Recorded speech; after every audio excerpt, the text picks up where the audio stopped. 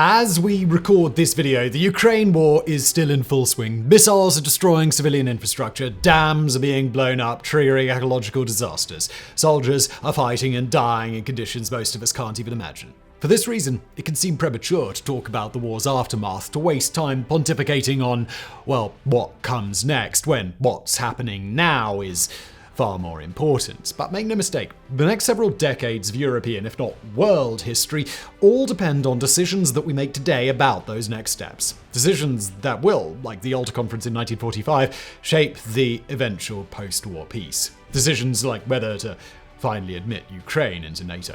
On the face of it, the answer seems simple. With so many Ukrainians fighting and dying to protect Europe from a revanchist Russia, how could the alliance say no?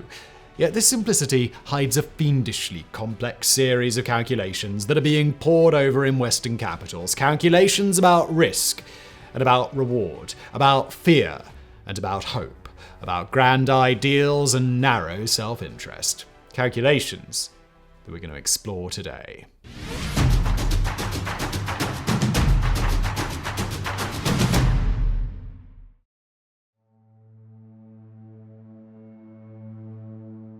Given all the rhetoric surrounding Ukraine and NATO, you'd be forgiven for thinking the alliance was begging its eastern neighbour to come into the fold. In April 2023, NATO Secretary General Jens Stoltenberg declared, "All NATO allies have agreed that Ukraine will become a member." A month later, in May, the Financial Times reported Emmanuel Macron, President of France, has for the first time called for Ukraine to be granted a NATO membership path. With the July summit in Vilnius approaching, expectations are high that these fine words could soon become reality. That the post-war settlement between Ukraine and Russia will include Kiev being welcomed beneath the alliance's nuclear umbrella. But all this talk hides a deeper, gloomier reality. When it comes to joining NATO, Ukrainians have heard all of these empty promises before. The long and winding path towards the alliance begins all the way back in the early 1990s, as Ukraine stepped blinking from the shadows of the USSR and into the bright light of independence. Initially, a westward drift seemed unlikely. In President Leonid Kravchuk, the country was led by the living embodiment of the Ancien regime, a regime that had spent decades working its way into every corner of people's psyche. When independent Ukraine's constitution was written, it included a clause on military neutrality. In 1992, Kravchuk even happily agreed to surrender to Russia Ukraine's nuclear arsenal, a vast stockpile left over from the Soviet days. And in return, Moscow joined London and Washington in signing something known as the 1994 Budapest Memorandum, a commitment from all parties to, quote, respect the independence and sovereignty and the existing borders of Ukraine and refrain from the threat of the use of force or the use of force against the territorial integrity or political independence of Ukraine. Modern history. Spoiler alert! Russia would do absolutely none of those things. For a while, the Budapest Memorandum seemed to point to a future in which Ukraine could forever remain non-aligned, neither a puppet of Moscow nor a member of NATO. But if that future ever existed, it quickly crumbled as a new regime took power in Moscow. Shortly after the turn of the millennium, Ukraine's security services noted a worrying uptick in hybrid operations carried out on their territory. Operations they felt were directed from Russia. By 2002, things were worrying enough that President Leonid Kuchma openly mused about joining NATO. After all, Ukraine had been a member of the alliance's Partnership for Peace since 1994. But it wouldn't be until the Orange Revolution swept Western-facing Viktor Yushchenko to the presidency in late 2004 that Ukraine's NATO aspirations became official. And so we get to one of the West's greatest strategic failures, the 2008 Bucharest summit. Intended to be the moment when Ukraine and Georgia were offered membership action plans for joining NATO, it instead became the moment when Germany blithely crushed both governments' dreams. Rather than a map, the summit ended with a trite declaration that both nations would one day become members, but without offering a plan, timetable, or method to do so. From Kiev's and Tbilisi's perspectives, it was a failure. Sadly, there was one thing the declaration succeeded in doing: stoking Vladimir Putin's paranoia. It was in the aftermath of the Bucharest summit that Russia invaded Georgia, occupying two breakaway enclaves within the latter's borders. 6 years later, the Kremlin would infamously repeat the same trick in Ukraine, annexing Crimea and fomenting rebellion in the Donbass. Not that this prompted much NATO soul-searching. Writing in Foreign Affairs years later, former Ukrainian Defense Minister Andriy Zagorodnyuk lamented, NATO first concluded that admitting the country was not worth the damage to Western-Russian relations. Then, after the Kremlin annexed Crimea in 2014, NATO decided that Ukraine's membership would demand too much of the alliance and for too little in return. And that's pretty much been NATO's opinion ever since. Despite Ukraine making join NATO part of its constitution in 2019, the alliance continued to treat it like the kid at school who smells a bit weird, keeping Kiev at arm's length, fretting that even a membership action plan would antagonize Russia. Even after the full-scale invasion began, some of the alliance's members still balked at admitting Kiev. As late as December 2022, a reheated version of the thin gruel given to Ukraine back in 2008 was all a meeting of NATO's foreign ministers would offer. Nearly 7 months later, though, the mood music seems to be changing. With Jens Stoltenberg and Emmanuel Macron both coming out in support of a membership plan, Ukrainians are finally daring to hope that this time they may be invited under the nuclear umbrella. The question that we're going to be grappling with for the rest of the video today is, should they be?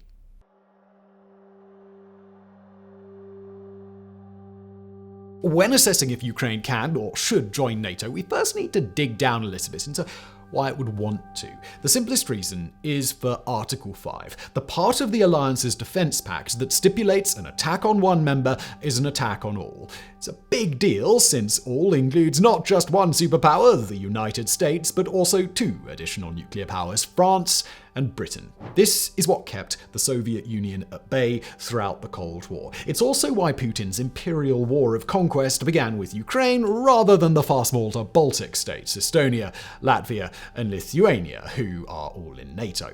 So yeah, there's a very obvious reason why Ukraine wants in. Even if this current war ends in a Russian defeat, the alliance is seen as the only guarantee against Moscow having another go a few years down the line. But the potential advantages go deeper than merely stopping another war. A British think tank, Chatham House, recently wrote, "The prerequisite for Ukraine's reconstruction and recovery is guaranteed security. If Ukraine is part of NATO, businesses will be willing to put money into rebuilding because they know their investments won't be wiped out by Russian missiles." In the same paper, analysts demonstrated how Czech Republic, Poland, and Hungary joining NATO in 1999 led to a huge influx of investment and a spike in standards of living. Of those three, Poland is the best comparison point. At the fall of communism, Poland and Ukraine had similar GDPs. Fast forward to today, and Poland is on par with Taiwan or Sweden, while Ukraine, even before the war, ranked closer to Iraq. Long-term security could gift Kiev a Poland-style economic miracle. It could also gift it political stability. That Ukraine suffers from issues with corruption and oligarchs is not a big secret, nor is its occasional political dysfunction. I mean, this is a nation that had 2 revolutions in 10 years, after all. But there's evidence a long-term security commitment could help clamp down on these things. The Centre for European Policy Analysis recently documented the impact joining NATO had on the Baltic states. For 13 years, the 3 tiny ex-Soviet nations tried to deal with the Russian bear on their doorstep, leading to what CIPA called some hair-raising results. To quote, "Secrets leaked, highly unsuitable people gained high positions, boundaries blurred between politics, business, public administration, and intelligence work." Arguably, this was a necessary evil, the only way such small nations could stop the Kremlin infiltrating and destabilizing their society. But that doesn't mean it was a good era for ordinary citizens. That came later, when preparing to join NATO meant reining in the security services' excesses and, in CIPA's words, acquiring some good habits of governance. For Ukraine, then, joining NATO would be mostly about defense. But it could also be a way of locking in Kiev's move toward the West, of purging bad habits left over from the Soviet days and placing the nation on a firmer democratic footing.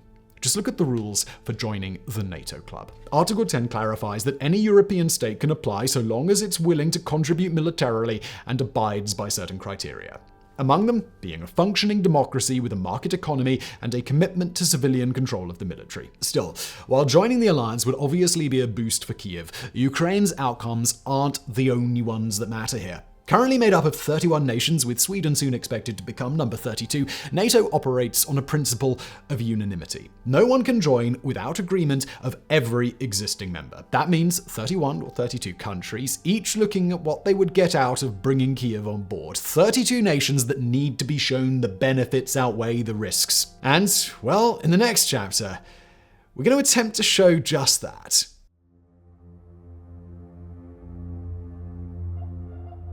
Because a whole lot of people have a whole lot of opinions on whether Ukraine should be allowed into NATO, we're not going to try and give you the pluses and minuses of each position one after the other. Instead, what we're going to do is use this part of the video to outline what we'll call the pro-Ukrainian case before pivoting to the next chapter to discuss potential obstacles and downsides. That being said, the pro-Ukraine case starts with a compelling argument that Europe simply can't afford to keep Kiev out.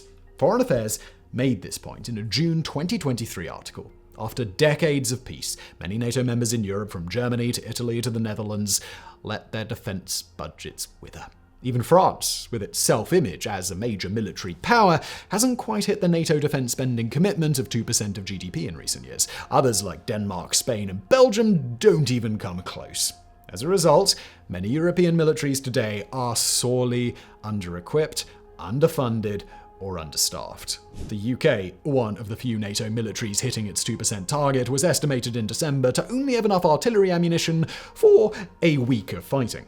At the same time, these militaries are completely untested in large-scale warfare, a byproduct of the post-Cold War decades which focused on highly specialized, limited missions abroad using small and elite forces. Now, contrast all of this with Ukraine. While Kiev's forces are heavily reliant on Western largesse, they're also a formidable fighting force. With up to 1 million men under arms, Ukraine currently fields the largest, most battle-tested army in the whole of Europe. More importantly, they've got experience fighting the continent's #1 security threat. From this perspective, Ukraine wouldn't be NATO's charity case, it'd be the alliance's bouncer, a vast, motivated army right on Russia's border, ready to raise hell if the Kremlin attacks another member. For the eastern parts of the alliance, this fact could be key. Right now, NATO's plans for its eastern flank still rely on a tripwire strategy involving relatively small numbers of soldiers deployed as first-line defense. The assumption is that while Russia could easily steamroller them, the Kremlin wouldn't want to risk killing NATO soldiers. The obvious flaw is that if Putin suddenly decides, what the hell, his forces will have a nearly clear run until the larger militaries of France, the UK, and America can be scrambled. And while some eastern states like Poland and Finland wouldn't be soft targets, the Baltic states would, and once they're fallen, it would cost blood and treasure to get them back. And this is where Ukraine, as a NATO member, would come in. Rather than need to wait for Washington or Paris, the alliance would have a 1 million-man army less than 600 kilometers from the Baltics, one that could serve as a massive rapid action force. As the Foreign Affairs piece explained of the current war, Ukraine has forced the Kremlin to burn through ammunition and gear at an astounding rate, degrading Russia's overall strength. In doing so, Ukraine proved that it is not a drain on NATO, but in fact an incredible asset. Potential sweetener is that this asset is one well-versed in using NATO equipment. Back when we did our video on Finland and NATO, we noted that Finland's forces had been working so closely with the alliance for so long that they were as close as possible to being members without actually being members. Ukraine's forces, of course, don't have anything like that breadth of time on their side. What they do have, though, is an extremely intense 16-month crash course that has brought them up to speed through sheer necessity. Per the Atlantic Council, Ukraine's military is one of the most capable and certainly the most battle-tested in Europe. They are fully trained on a wide array of NATO munitions and thus interoperable with NATO forces. The hope, then, is that adding Ukraine would not bring in a corrupt charity case, but a skilled army with a huge manpower advantage that could quickly integrate with NATO systems. When you put things like that, the case is hard to argue with. But of course, we're not here to simply heap praise on Ukraine's military. No, we wouldn't be doing our jobs if we now didn't give the opposite side of the story. The counter-argument as to why admitting Kiev to NATO might only ever be a pipe dream.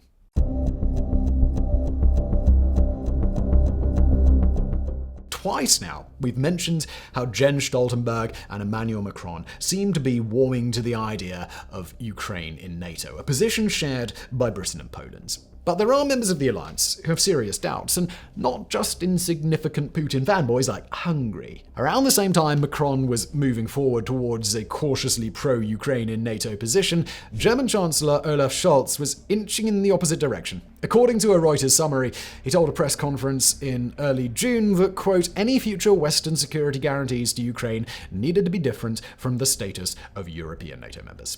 It might be tempting to dismiss this as typical Scholz, another moment similar to the Leopard 2 debacle, where he initially said no, and then he dithers for months, and then he finally changes his mind. But the German Chancellor isn't alone on this. He speaks for a significant minority of alliance members who fear admitting Ukraine could have all sorts of dangerous ramifications. The most dangerous of all, of course, being escalation.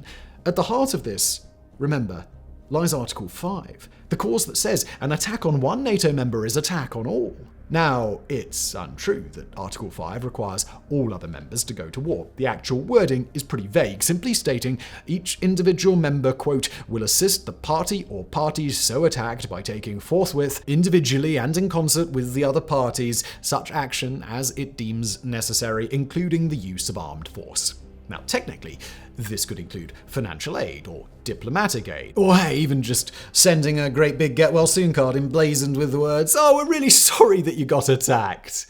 Sorry. Unfortunately, the legal technicalities of Article 5 are not what matters. What matters is what Vladimir Putin thinks Article 5 means. Because if the Kremlin believes Ukraine joining NATO will automatically lead to the alliance declaring war on Russia, then the only semi-sane response is to hit the most powerful members first with a preemptive strike. For this reason, leaders like Joe Biden have been pretty clear that Ukraine can't join while it's still at war, something President Volodymyr Zelensky recently acknowledged. Not that this would be possible anyway. The 1995 study on NATO enlargement tightens the criteria so applicant states are required to have stable borders. Through no fault of its own, Ukraine is currently lacking them. The obvious answer is to wait for the war to be over, to admit Ukraine only once a peace treaty with Russia has been signed.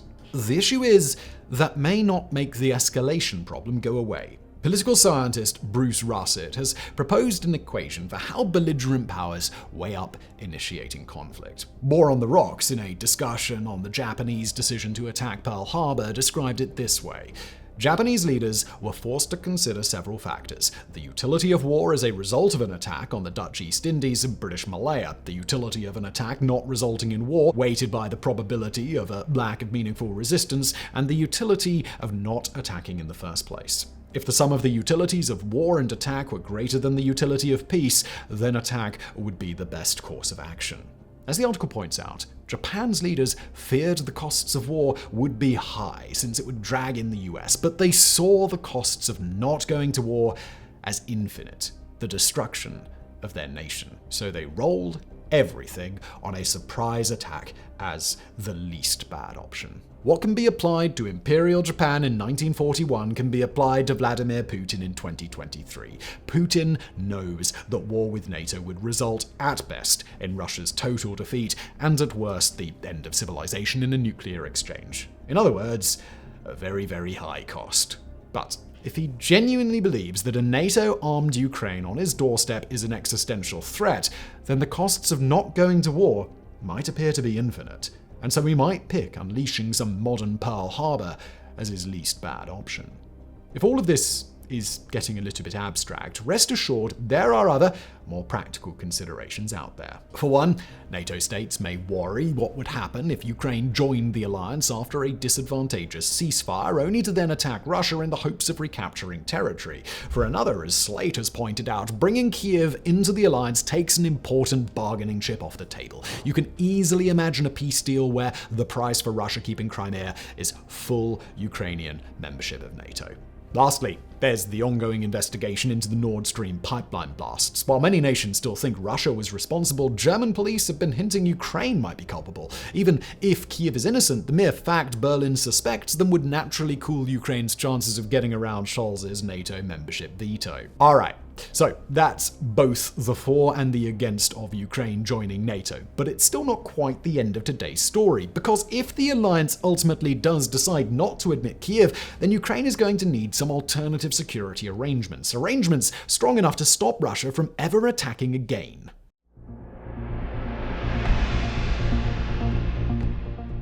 If you spend way too much time reading about defense policy, in which case, welcome to the club, you've probably heard a lot in the last few months about the Israeli model. No, this is not some exceptionally hunky dude from Israel. The model is instead the preferred method by which many NATO states want to guarantee Ukraine's post-war security, a method based around America's current relationship with Israel. Unlike many of its allies, the US has no treaty obliging it to come to Israel's aid in a war. What it has instead is a gigantic assistance program that pumps billions of dollars of military equipment and expertise into the nation in 10-year cycles. In this cycle, that equates to $38 billion. The big idea, one that's favored by American leadership, is for NATO to do something similar with Ukraine. Jens Stoltenberg has suggested the alliance could send Kyiv 500 million euros of military aid yearly for 10 years, enough to, quote, build a robust territorial defense force and reserve force. A force at such scale, and with so many layered defenses, that Moscow would conclude launching a second invasion simply isn't worth it. For more details, we can look to a draft security compact proposed by Ukraine and NATO in September 2022. Along with monetary aid and weapons transfers, the compact envisages constant diplomatic aid and a lack of limits on the size of Ukraine's military. Finally, it foresees a role for non-NATO allies like Japan, Singapore, Australia, and South Korea, in which they'd pledge to support Ukraine financially. Even for non-experts, the appeal of this model is pretty obvious. By working in 10-year cycles, it would provide mid to long-term security guarantees to Ukraine. At the same time, it would bring Kyiv's army up to NATO standards, including advanced weapons systems. Crucially, though, it wouldn't require any nation to declare war on Russia in event of another invasion. And so the threat of escalation would be neatly sidestepped. However, it's not a deal that everyone agrees is workable. Firstly, there's the issue of applying a model based on Israel to a completely different nation. As the Atlantic Council has noted, Israel enjoys advantages Ukraine does not. It has a domestic defense industrial base that produces high-tech weapon systems. It has agreements with most of its hostile neighbors designed to prevent renewed war. Oh yes, and it's got a secret nuclear weapons program that gives it a massive advantage over its non-nuclear adversaries. And no one is currently advocating for Ukraine to start a clandestine nuclear program. A second issue is that American support to Israel can continue on 10-year cycles because commitment to Tel Aviv is so central to US politics that no one would ever consider axing it. It doesn't matter whether Democrats or Republicans are in charge. Once every 10 years, once 10 years are up, that agreement will get renewed. Ukraine, by contrast, already has people on the flanks of both parties who would rather abandon it, what you might call the Tucker Carlson right or the Noam Chomsky left. That could lead to any agreement quickly unraveling. Luckily, there are other models out there.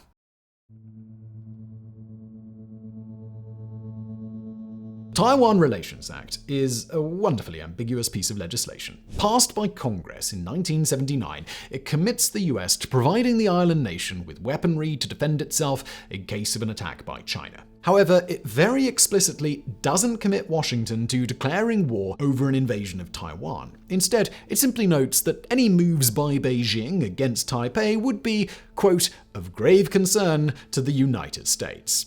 Looked at one way, that could mean nothing beyond issuing a bland statement. Looked at another way, though, it might suggest that Washington would take military action. This ambiguity is both deliberate and successful. The Atlantic Council credits it with helping preserve peace in the region for decades. In light of this, some are now suggesting that something similar be applied to Ukraine, a way of spooking off Russia with the spectre of full-blown war, without the binding commitment that might spark a Kremlin backlash. Even better, from the point of view of party politics, the Taiwan Relations Act makes it very clear that Congress has the final say. That means no hypothetical pro-Chinese president could override it. A similar Ukraine Act could likewise stop a pro-Russian president from blocking it. As with the Israeli model, though, the comparisons are not perfect. For one, Taiwan is less likely to be attacked by dint of the 160-kilometer swath of water between Taipei and mainland China. That's a brutally hard invasion to pull off, which may be another reason why peace has held for so long. For another, the Taiwan solution suffers from relying on America to do a lot of the heavy lifting. While the US currently supports Ukraine, there's no doubt the Pentagon would prefer commitments be kept short-term to free more funds up to focus on the Pacific. That's why many on both sides of the Atlantic support a Europe-led initiative, one that might involve Uncle Sam if things go south, but could mostly be handled by Brussels, Paris, and London.